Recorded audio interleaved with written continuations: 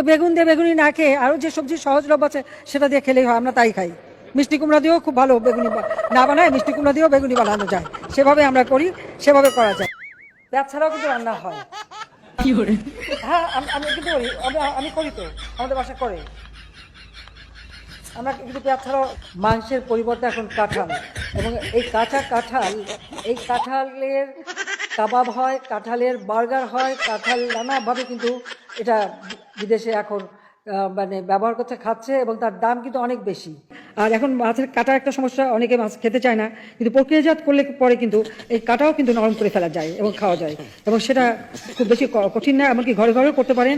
আপনারা যদি প্রেশার কুকারে মাছ 1 ঘন্টা 10 মিনিট সিদ্ধ করেন, মাছের কিন্তু কাটা নরম হয়ে যায়, মাছের মতনই থাকবে কিন্তু কাটা নরম হয়ে যাবে, এবং আপনারা সেটা বাচ্চাদেরও খাওয়াতে পারবেন, এতে কোনো অসুবিধা হয় না।